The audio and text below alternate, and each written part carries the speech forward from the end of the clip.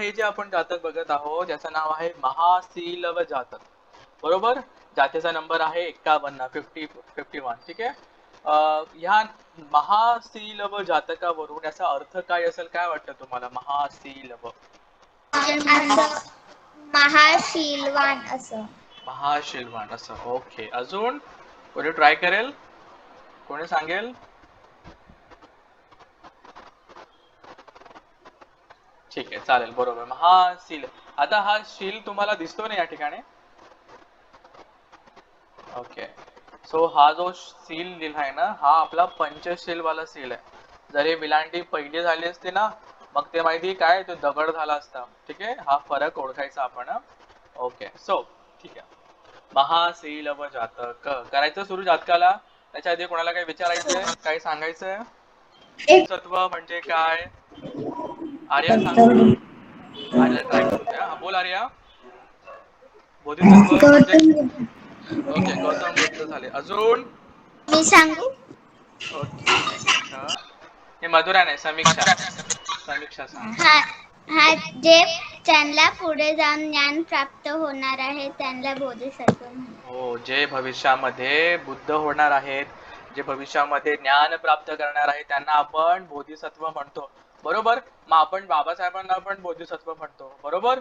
म्हणजे बाबासाहेब पण फ्युचर मध्ये ठीक आहे बुद्ध होते. ठीक. मग आता मला कोणीतरी सांगा की जर बोधिसत्वांना बुद्ध बनायचं आहे, मग त्यांना किती पारमी लागतात? आर्या सांगेल. आर्या, किती पारमी लागतात? एक मिनिट सर, माझ्या बुकमध्ये. एकच मिनिट घे. सारखं. ठीक आहे. संदेश दादा सांगतायत. एकच मिनिट. बोधिसत्वाला 30 पारामी लागतात. येस, बोधिसत्वाला बुद्ध पण. हा, बोधिसत्वाला बुद्ध बनण्यासाठी 30 पारमे लागतात. ठीक आहे इंगळे मॅडम. ओके. आता या क्लासमध्ये तुम्हीच नवीन आहात. ठीक आहे, नंतर बरेच लोक आलेले आहेत, काही हरकत नाही. त्याच्यानंतर आणि जर आपल्याला जर अरहंत बनायचं असेल आर्या, तर आपल्याला किती लागतील पारामी? काय सर? जर आपल्याला अरहंत बनायचं असेल तर आपल्याला किती पारामी लागतील? 10. व्हेरी गुड आर्या, खूप छान, व्हेरी गुड. ओके, सिद्धिका पण ऐकते ना? सिद्धिका? हो सर. सर. अच्छा, ठीक आहे, व्हेरी गुड. ठीक आहे. सो मग आपण बनू शकतो ना, आपण अरहंत बनू शकतो. बरोबर. त्याला रिक्वायरमेंट काय आहे? 10 पारामी. ओके, 10 पारामी. ठीक आहे.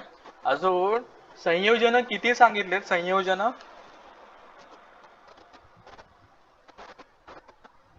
10. ठीक आहे. मी सांगितलं होतं ना की 10 संयोजन आपल्याला कमी कमी करायचे आहेत आणि 10 पारमी आपल्याला हे वाढवायचे. ठीक आहे. तो हे लॉजिक आहे. त्याच्यानेच आपण निब्बाणाला म्हणजे अरहंत बनू शकतो. ठीक आहे. Okay, very good. सो आपल्या सगळ्यांचा आता बेसिक खूप क्लिअर होत चाललंय. Very good. ठीक आहे. ओके, नंतर आता आपण आपल्या जातकाकडे येऊ. हे जातक आपण बघतोय ना, हे आजचं जातक. हे जातक आज आहे, गेस करा कोणत्या पारमीवरती असेल? महासीलव जातक तुम्हाला वाटतंय. बस शीलव वर्ण शील पारमी, राईट. ठीक आहे. सो आपण बघणार आहोत इथे की हा बोधिसत्व जो या ठिकाणी जन्म घेतलाय, तर हा कोणत्या पारमीसाठी जास्त प्रयत्न करतोय? तर इथे आपण बघायला गेलं ना, तर हे आहे पारमी आहे वीर्य पारमी. वीर्य म्हणजे काय? एनर्जी, त्याचं ट्रान्सलेशन इंग्लिश मध्ये. पण वीर्य म्हणजे प्रयत्नशील असणे, एफर्ट्स टाकणे. असं नाही की बाबा आता आमच्या हातामध्ये काही नाहीये, आता आपण काहीच अचीव करू शकत नाहीये, माझ्याकडनं तर असं होणारच नाहीये. बरोबर. असं एकदम डिमोटिवेट टाईप बरेच लोक असतात. मग आता जे आपल्या कर्मामध्ये लिहिलंय तसं तर होईलच, असंच खूप लोक विचार करतात. बरोबर. जो होगा वो होगा. जे देवाच्या हातात, जे जे काय काहीतरी म्हण नशिबात आहे. हा, बरोबर. त्याला कोण टाळू शकत. हा, बरोबर. काय मला आता आठवत नाहीये. ठीक आहे, चांगलीच म्हण आहे. ठीक आहे बाबा, जे देव करेल तेच आपल्याला भोगावं लागणार आहे, आपल्या हातात काहीच नाहीये. ठीक आहे. पण बोधिसत्व म्हणतात की तुम्हाला प्रयत्नशील असलं पाहिजे. ठीक आहे. एकदम ऑड सिच्युएशन मध्ये पण तुम्ही प्रयत्न सोडले नाही पाहिजे, तुम्ही निराश अजिबात नाही व्हायला पाहिजे, असं बोधिसत्व म्हणतात. मग ही छान स्टोरी आहे, मस्त बघूया. छान स्टोरी आहे, इंटरेस्टिंग आहे, म्हणजे वाचताना अशी मजा येते. खूप छान. मी प्रयत्न करेल तितकं इंटरेस्टिंग करून सांगण्यासाठी. ओके. सो पुन्हा एकदा आजचं जातक आहे महाशीलभ जातक. जातकाचा नंबर आहे 51 आणि तुम्हा सगळ्यांचं पुन्हा एकदा स्वागत. महाशीलभ जातक. आता स्टोरी अशी आहे की जेतवनामध्ये ही स्टोरी आहे. जेतवन कुठे आलं? श्रावस्ती. जेतवन कोणी दान दिलं? अनाथ पेंढे. ठीक आहे. येस. अजून जेतवनामध्ये काय काय आहे ना, सॉरी, अजून श्रावस्ती या सिटीमध्ये अजून काय काय आहे आपण ते उद्या बघूया. कारण की उद्याच्या दोघी स्टोरी ह्या जेतवनातल्या आहेत. ठीक आहे. उद्या आपण सॅटर्डेचा स्पेशल लेक्चर मध्ये आपण ते बघूया. ओके.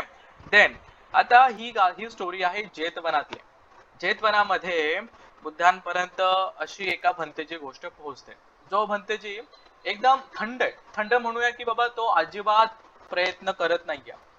ठीक आहे. म्हणजे भिक्षू धर्म पालन करण्यासाठी आणि निब्बाणाला जाण्यासाठी तर तो अजिबात प्रयत्न करत नाहीये.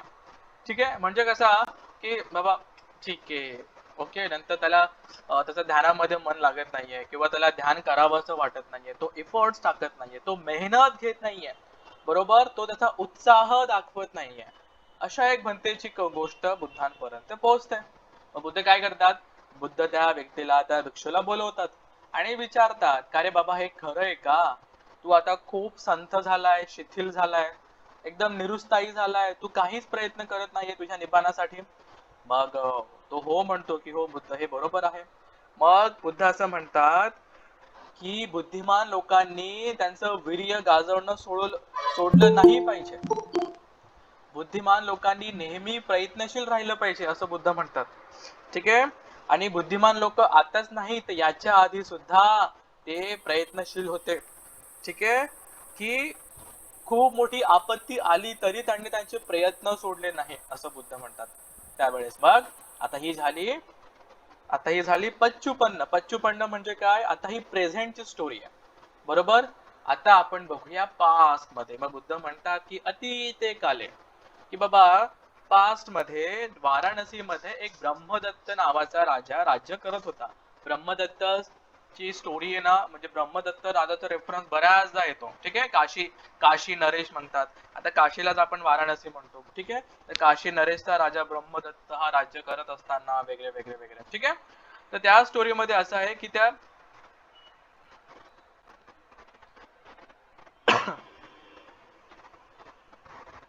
ठीक आहे, स्टोरी अशी आहे की ब्रह्मदत्त राजा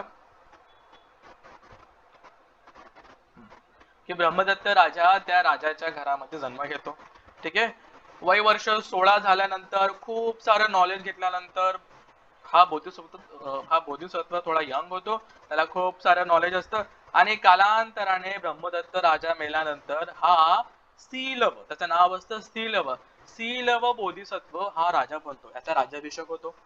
सीलव बोधिसत्व राजा एकदम धार्मिक, खूपच धार्मिक, खूप शीलवान, खूप दानदायी, खूप दान देणारा. हा काय करायचा?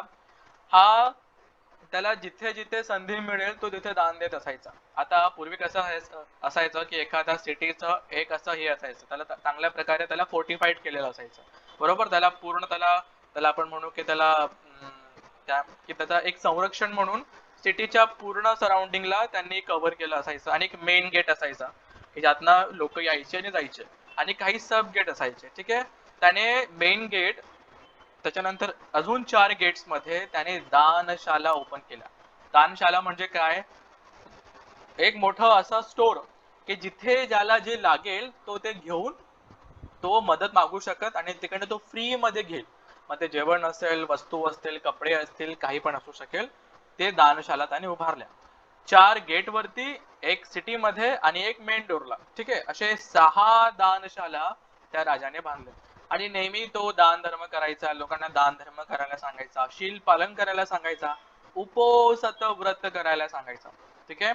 सो असा हा सीलव नावाचा बोधिसत्व राजा त्या ठिकाणी राज्य करत होता. नंतर झालं असं, काही दिवसांनी त्याच्या मंत्रिमंडळामध्ये, ठीक आहे, त्याच्या कॅबिनेट मध्ये असा एक कोणीतरी अमात्य असेल, एक मंत्री असेल की त्याने काहीतरी खूप मोठी चुकी केली. आणि मग त्याची शिक्षा म्हणून राजाने त्याला शिक्षा दिली की तू माझं राज्यामध्ये राहण्याच्या लायकीचा नाहीये. आता तू माझं राज्य सोडून चालला जा, तुझ्या बायको पोरांना घेऊन तू हे राज्य सोडून चालला जा. ठीक आहे. ओके, मग राजाने बरोबर केलं का? काय वाटतं? काय वाटतं, राजाने बरोबर केलं? हो. ठीक आहे. त्यांनी एक संधी पण द्यायला पाहिजे होती. बरोबर, संधी द्यायला पाहिजे होती, पण कदाचित कदाचित ते त्याचं कर्म इतकं हेवी असेल, त्याने इतका मोठा अपराध केला असेल की त्याला आता संधी देण्यासारखं काहीच म्हणजे राहिलेलं नसेल कदाचित. बरोबर, म्हणून त्याला इतकी मोठी घेऊ शीलवान राजा असताना पण त्याला एक कठोर पाऊल घ्यावं लागलं. तो म्हटलं की आता तू माझ्या राज्यातनं चालता हो. बरोबर, नक्कीच काहीतरी त्याने एक मोठं मोठं दूषित कृत्य केलं असं म्हणतात. ठीक आहे, षडयंत्र किया, काहीतरी मोठं त्यांनी असं एक मोठंसं त्याने एक दूषित कृत्य केलंय, म्हणून बोधिसत्वाला त्याला त्या राज्यातनं काढावं लागलं. आता हा अमात्य ज्याला ह्या राज्यातनं काढलं, ह्या वाराणसीच्या राज्यातून काढलं, तो आता ट्रॅव्हल करत करत करत करत आता कौशल नगरीमध्ये गेला. कौशल राज्यामध्ये गेला. कौशल राज्यामध्ये तिथे राहू लागला आणि नंतर तो कौशल नरेश म्हणजे त्या कौशल देशाच्या राज्याला त्याची खूप हाजी करायचा, त्याला खूप वरवर करायचा, त्याची खूप सेवा करायचा आणि अशा प्रकारे त्याचं तिथे चांगलं चालू होतं.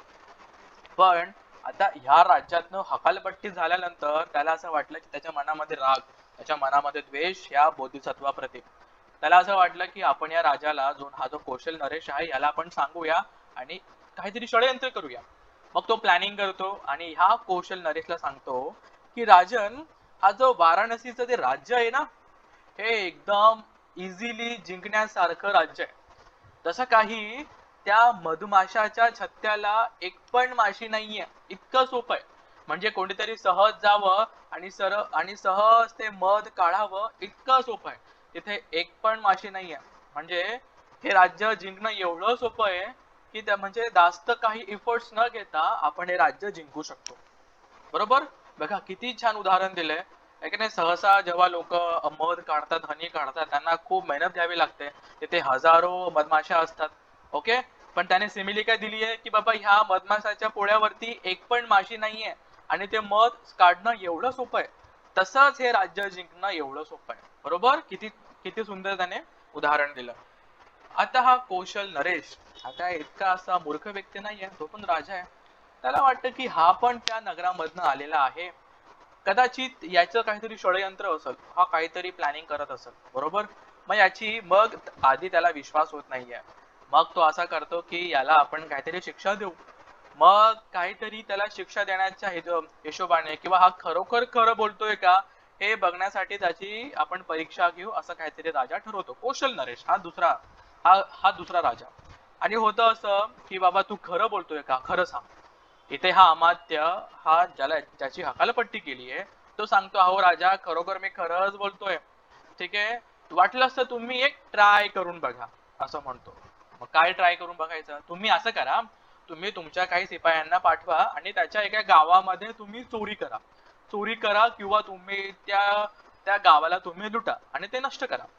बरोबर, नंतर ते गाववाले माहिती काय करतील, ते गाववाले त्या चोरांना, तुमच्या लोकांना पकडून ते राजाकडे घेऊन जातील आणि राजा त्यांना काहीही शिक्षा नाही देणार. राजा त्यांना उलट काहीतरी पैसे देऊन, काहीतरी धन संपत्ती देऊन त्यांना सोडून देईल, असं तो गॅरंटीने सांगतो.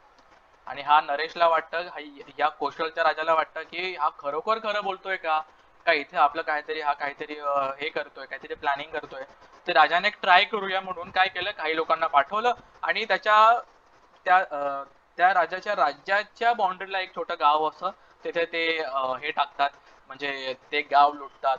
मग ते शिपाई ते गावकरी लोक त्या त्या चोरांना पकडून या बोधिसत्वाकडे घेऊन जातात.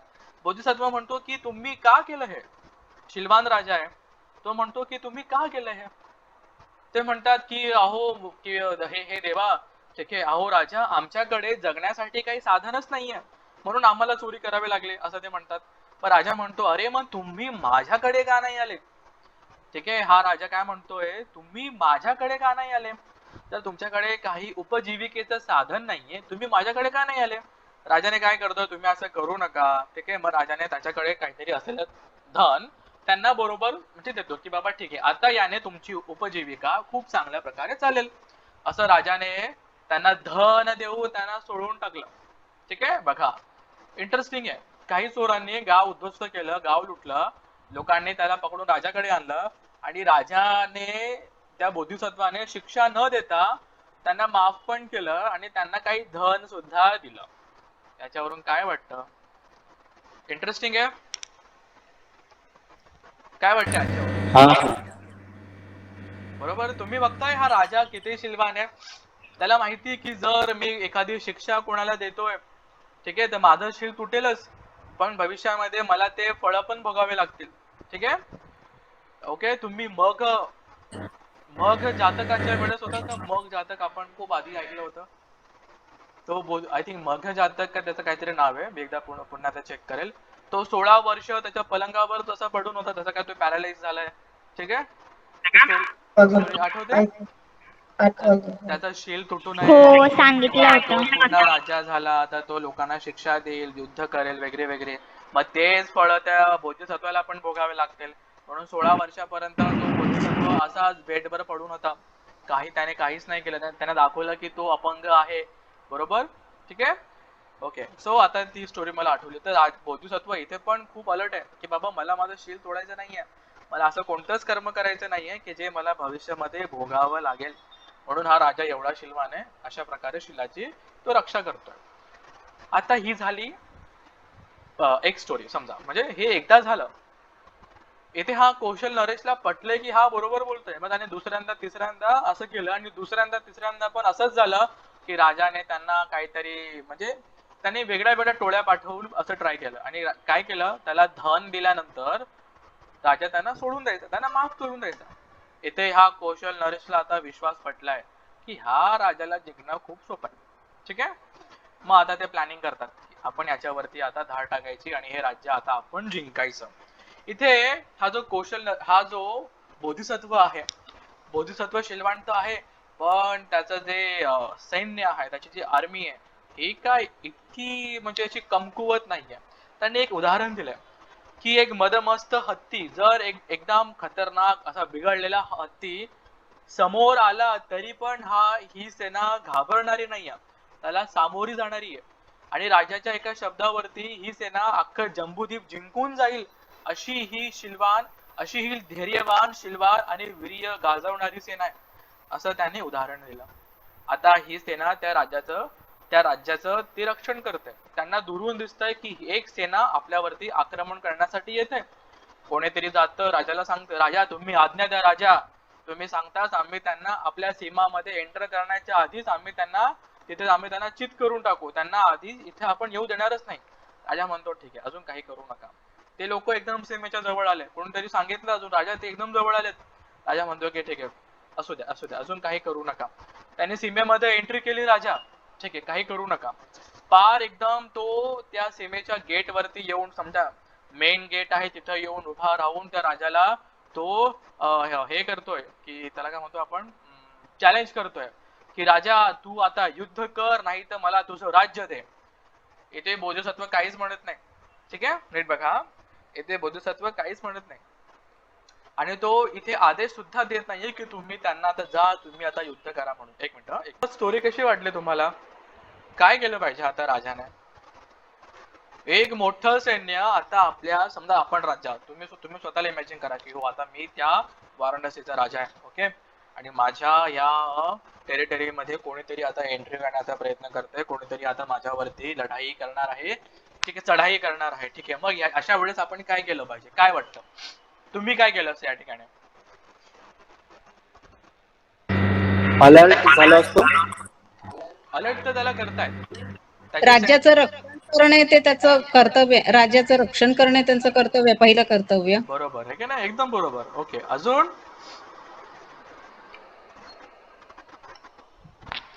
कोण सांगेल? अजून जाधव सर काय वाटतं तुम्हाला, काय केलं पाहिजे आता राजाने? समीक्षा, मधुरा, सिद्धिका, पाहिजे. काय सर?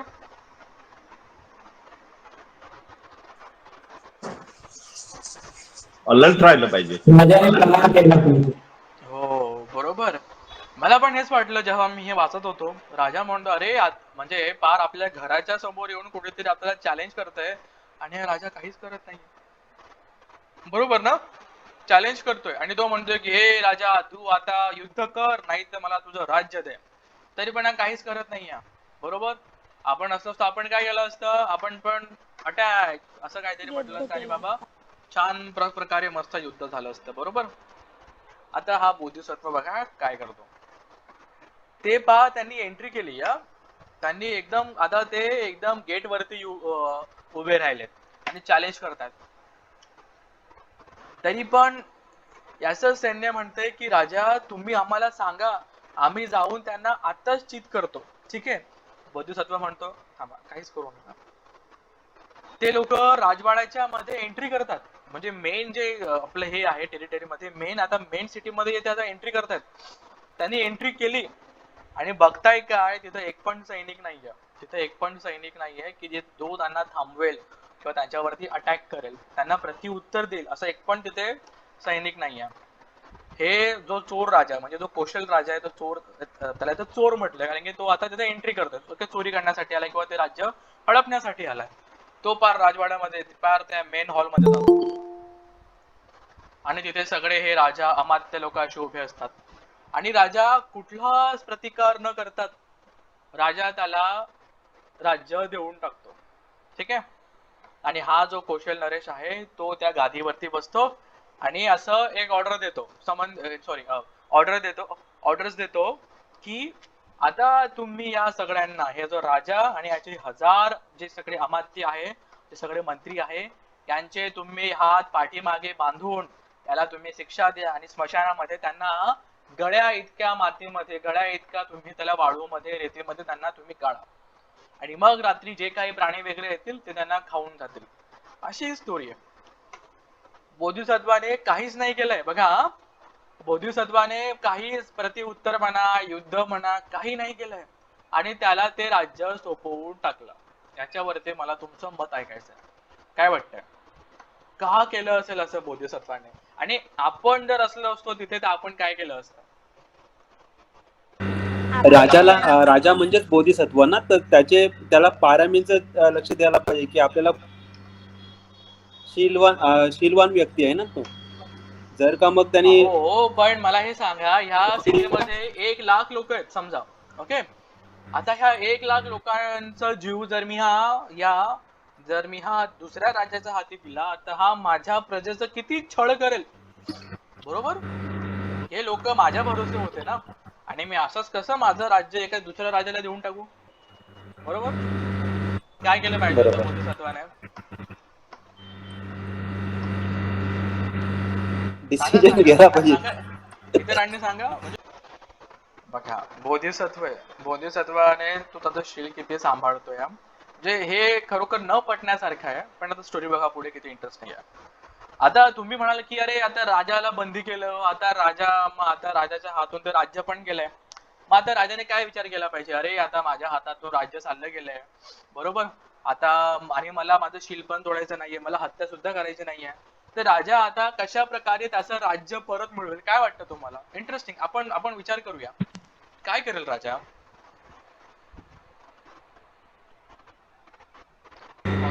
त्यांना काही थोडस काय वाटा देईल जे काय धन काय पाहिजे वाटा असेल ते. देईल? हा बोधिसत्व इथे तलवार उचलायला रेडी नाहीये आणि समोरचा एकदम तलवार घेऊन आलाय समजा. कस काय तू म्हणेल की तुम्ही 50-50 घ्या. तो म्हणेल अबे चुप, मला पूर्ण पाहिजे. त्याला हत्या करायची नाही बोधिसत्वाला आणि तो हत्या करणार नाहीये. इथे याला राज्य पाहिजे म्हणून हत्या सुद्धा करू शकतो. बरोबर? ठीक आहे. आता झालं असं की राजा सकट त्याच्या 1000 मंत्र्याला त्याला बंदी बनवून स्मशानामध्ये इतक्या मातीपर्यंत त्यांना गाळलं. ठीक आहे. ओके. तिथे आणि ह्या राजा इतका शिलवान होता की त्याचे मंत्री लोक त्याला इतके मानायचे आणि हा राजा करतोय ना काहीतरी बरोबर करतोय त्याच्या मंत्र्यांना असं वाटायचं आणि म्हणून त्याच्या मंत्र्यांनी ना एक शब्द पण काढला नाही. अहो राजा तुम्ही काय करतायत, तुम्ही अख्खं राज्य देऊन टाकतायत असं एक सुद्धा मंत्री एक शब्द पण बोलला नाही. ठीक आहे. त्यांना स्मशानामध्ये घेऊन गेले, त्यांना इतक्या ह्याच्यापर्यंत काढलं. ठीक आहे. आता संध्याकाळ होते. आता बोधिसत्व म्हणतोय की माझ्या मित्रांनो अमात्यांनो तुम्ही त्या राजाप्रती मनामध्ये थोडी एकदम कंकड मात्रा सुद्धा तुम्ही द्वेष उत्पन्न करू नका. त्याच्या प्रती तुम्ही फक्त मैत्री भावनाच ठेवा, असं राजा म्हणतो. ठीक आहे. आता होतं काय, संध्याकाळी, आता संध्याकाळ झाली, रात्र होते, आता अंधार पडलेला आहे आणि रात्र होत आहे. तुम्ही इमॅजिन करा की बोधिसत्वाची पर्सनॅलिटी कशी आहे. म्हणजे बरोबर शीलवान लोकांसोबतच असं होऊ शकतं. जर त्याच्या पारामी इतकं स्ट्रॉंग नाहीये, त्याला इतकं चान्सेस नसतील सर्व्हाइव्ह करायचे. पण बोधिसत्वाच्या पारामी खूप खूप असतात. शीलवान पुरुष ऑब्विसली बोधिसत्व आहे म्हणून निसर्ग पण सगळ्या बाजूने मदत करतो. आता बघा काय होतं, संध्याकाळी काय करतात, आता त्यांना स्मशानामध्ये घेऊन गेलेत. आता स्मशानामध्ये पूर्वी कसं कसं असायचं की प्रत्येक बॉडी जाळायची थोडी, कधी कधी बॉडी त्या स्मशानामध्ये सोडून सुद्धा यायचे. ठीक आहे, असं व्हायचं आधी. आणि असंच एका दिवशी म्हणजे आता, आणि ती बॉडी ठेवली, मग तिथे खायला कोण कोण येतील, तिथे खायला प्राणी येतील, प्रेत येतील, यक्ष वगैरे सगळे येतील. ठीक आहे. अच्छा, आता होतं काय, रात्र झालेली आहे, अंधार पडलेला आहे आणि तिथे हजार कोल्हे, कोल्हे म्हणण्याच्या ऐवजी शृगाल शब्द आहे. तर शृगाल हे माहिती कोणाला म्हणतात, त्याला लोंबडी माहिती आहे. लोंबडी, लोंबडीला काय म्हणतात मराठीत, मला मला शब्द नाही सापडला. कोल्हाच म्हणतात. कोल्हाच म्हणतात ना, पण कोल्हा मोठे असतात तर आणि लोंबडी थोडी छोटी असते. ओके, ठीक आहे. तर त्याला शृगाल असा शब्द. तर ते हजार म्हणजे हजारांच्या संख्येमध्ये मी त्याला शृगाल शब्द वापरेला. ठीक आहे. तर ते इतके हजार शृगाल येतात आणि त्यांचा जो लीडर असतो ना, तो बरोबर बोधिसत्वाकडेच जातो. ऍक्च्युली कसं केलं असतं त्यांनी, बोधिसत्वाला मध्ये काढलेलं असतं आणि हजार लोकांना आसपास त्यांना इतके काढलेलं असतं. बरोबर. तर हा जो शृगाल असा लीडर आहे, हा एकदा बोधिसत्वाकडे जातो आणि बाकीचे सगळे एक एक शृगाल एक एक मंत्र्याकडे जातात आणि त्यांना म्हणजे जातील, ओके, जातील, अटॅक करतील. तोपर्यंत हे सगळे मोठा आवाज करू लागले की बाबा यांना आमच्यापर्यंत येऊ देऊ नका, म्हणून सगळ्यांनी मोठा आवाज केला. तर हे सगळे शृगाल पळाले. ठीक आहे. आता तुम्ही नोट केलंय, आपण कधी एखाद्या प्राण्याला कधी असं जर आपण त्याला पळवतो तर थोडे 10-12 पावलं तो चालताना थांबून जातो आणि मागे वळून बघतो की खरंच हे येतंय का कोणीतरी. बरोबर तसं त्यांनी केलं. हे थोडे दूर पळाले आणि थांबले. हे सगळे शृगाल बघते की कोणी येत नाहीये मागे आपल्या, परत ते त्यांच्याकडे चालले. परत त्या लोकांनी मोठा आवाज केला, परत ते पळाले आणि परत मागे वळून बघताय की कोणी येत नाहीये. तिसऱ्यांदा पण तसंच झालं. चौथ्यांदा त्यांना असं वाटलं, अरे इथे यांना आहे ना शिक्षा दिलीये आणि यांना इथे मरायला सोडलंय. मग आता त्यांच्या मनातली भीती चालली गेली की बाबा आता हे लोक आपल्याला आता आपली काही हानी करू शकत नाही, असं त्या शृगालांना वाटलं. आणि प्रत्येक जण आता एक एक अमात्याकडे गेला आणि हा शृगालांचा जो लीडर आहे तो बरोबर बोधिसत्वाकडे जाऊन पोहोचला. आता काय होईल, काय वाटतं तुम्हाला? आता ज्यांचे हात पार जमिनीखाली आहेत, त्यांचं फक्त ही मान आणि आपले डोकं फक्त या मातीवरती आहे, काय करतील आता? बरोबर आहे ना, इंटरेस्टिंग स्टोरी आहे ना. मग आता जसं हा शृगालांचा जो लीडर आहे हा बोधिसत्वाकडे येतो आणि बोधिसत्वाला चावण्यासाठी किंवा असं एक मोठा असं आग करून असं चावण्यासाठी तो असा आग करून बोधिसत्वाकडे येईल, तोवर बोधिसत्वाने आग करून जसं त्याचं ज्या शृगालाचं चीन आहे ना, चीन बोन हे बोधिसत्वाने पकडलं त्याच्या तोंडामध्ये. नॉर्मली लोंबडी फक्त एवढीच असते, म्हणजे कुत्र्यापेक्षा पण छोटी किंवा कुत्र्यापेक्षा म्हणजे की कुत्रा एवढी आपण असं पकडूया. ठीक आहे. पण खूप आणि खूप ऍक्टिव्ह म्हणजे खूप चपळ असते ऍक्च्युअली. ठीक आहे. तर बोधिसत्वाने त्याचं जे चीन बोन आहे ते पकडलं. ठीक आहे. आणि त्याला जोरात असं खाली दाबलं. आता बोधिसत्व असतात, बोधिसत्वामध्ये खूप सारे पॉवर्स असतात, ते खूप पॉवरफुल असतात. तर त्यांना ते बरोबर जमलं आणि त्यांनी त्या शृगालाला जमिनीवर असं त्यांनी दाबून ठेवलं. आता हा काय करेल शृगाल, समजा हा शृगाल आता सुटण्यासाठी काय करेल, त्याचे पाय मारेल. बरोबर असंच करेल ना. आता कुत्रे पण तसेच करतात, म्हणजे हात पाय असे मारतात, तर पाय असा मारायला सुरू करतो. आणि होतं काय की बोधिसत्वाच्या मानेकडची किंवा छातीकडची जी रेती माती आहे ती आता थोडी साईडला होत जाते. बरोबर ती माती कमी कमी कमी होत जाते आणि हा इथे शृगाल वाचण्यासाठी तो जोरामध्ये बोधिसत्वाच्या अंगावरती ती माती फेकतोय. पण होतं असं आहे की ती जी माती रचलेली ती जी रेती रचलेली आहे ती आता कमी कमी होत जाते. तिथे असं थोडं असं ते एक असं थोडं गड्ड्यासारखं आता होत जाते आणि बोधिसत्व आता त्याची अप्पर बॉडी शेक करू शकतोय, तो आता मूव्ह करू शकतोय. बोधिसत्वाला आता कळतंय की हो आता मी आता माझे हात वर काढू शकतो. तेव्हा त्याने त्या शुकालाला सोडलं, हात वर केले, बोधिसत्व वरती आला आणि एक एक करून त्याने त्याच्या सगळ्या अमात्यांना सोडलं. कसं वाटलं इथपर्यंत? थोडं इंटरेस्टिंग होतं, थोडं स्टोरी टाईप, थोडं ऍडव्हेंचर टाईप. ओके, असं हो, हो. फक्त बोधिसत्वासोबतच होऊ शकतं, कारण की बोधिसत्वाच्या पारम्य असतील किंवा त्यांच्यामध्ये इतकं बल आहे. ठीक आहे, आता होतं काय, हे सगळे लोक, 1000 लोक उठून उभे राहतात. ठीक आहे, उठून उभे राहतात. मग काय होतं, आता ते स्मशानामध्ये आणि स्मशानामध्ये काय असतं, स्मशानामध्ये डेड बॉड्या असा सोडून सुद्धा जातात. होतं असं की मग एक डेड बॉडी तिथे कोणीतरी आणून ठेवलेली असते आणि ती खाण्यासाठी 2 यक्ष येतात.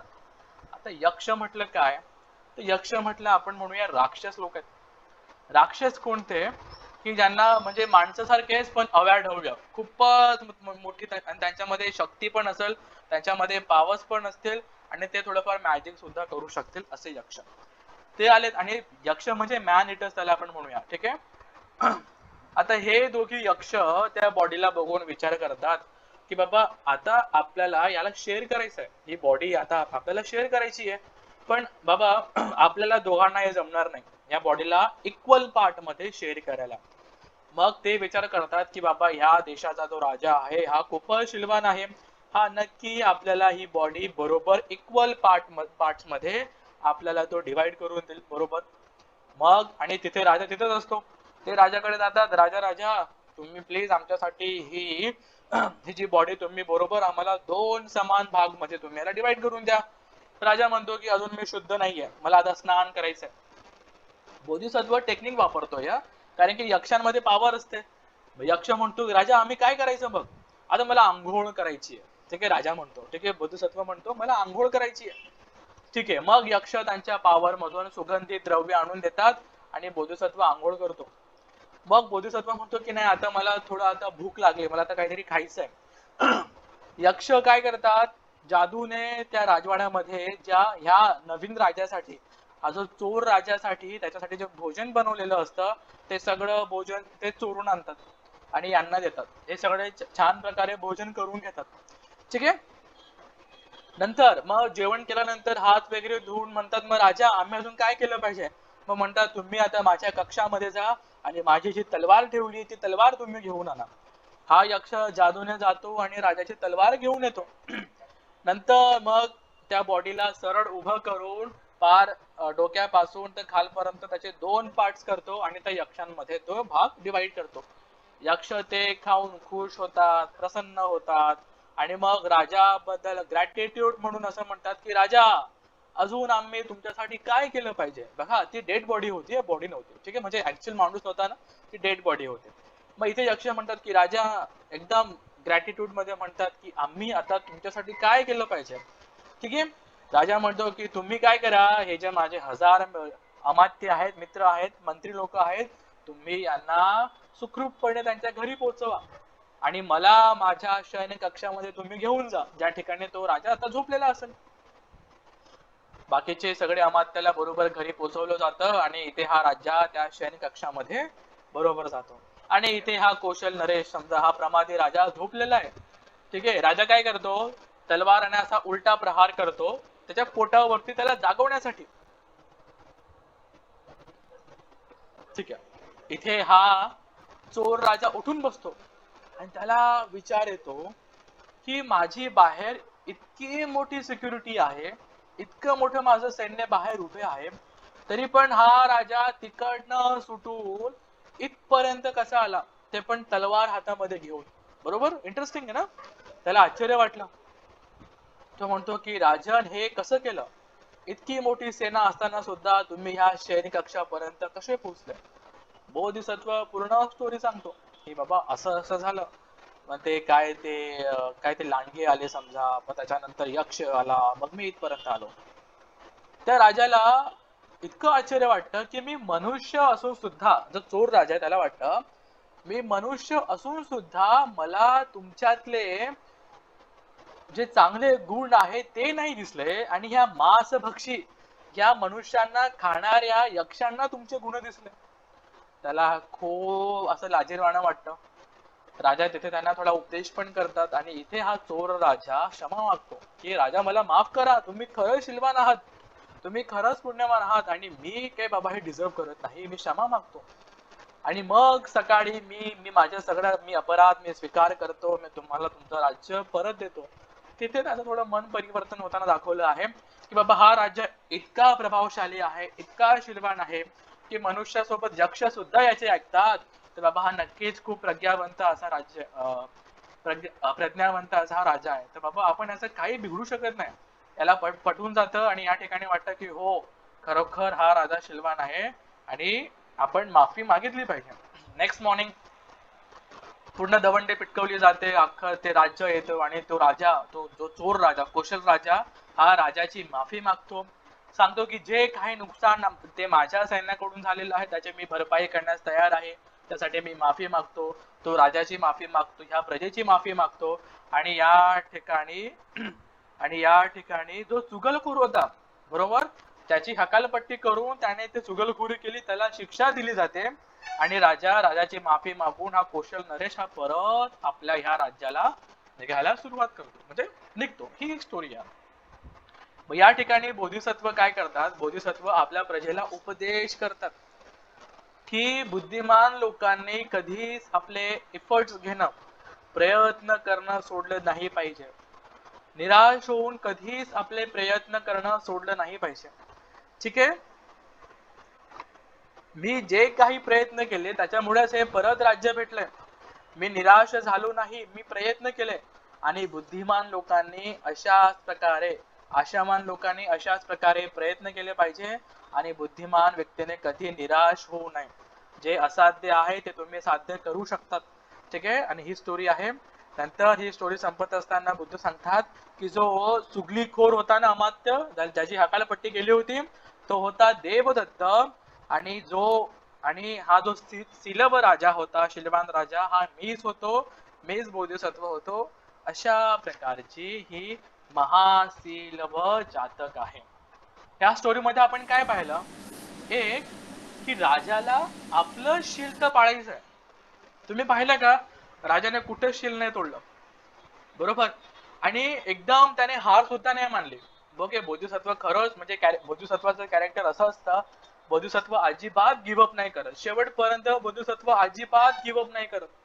म्हणजे एक स्टोरी अशी आहे की 7 दिवस ते समुद्र पोहत असतात, 7 दिवस. ते पण आपण नंतर स्टोरी बघूया. अजिबात बोधिसत्व कॅरेक्टर बोधिसत्व कधीच गिव्हअप करत नाही. तुम्ही बघा इथपर्यंत मातीमध्ये रेतीमध्ये त्यांना गाठलेलं आहे, तरी बोधिसत्व हार मानत नाहीये. एक संधी काय आली आणि बोधिसत्वाने तिथे प्रयत्न केला, बरोबर.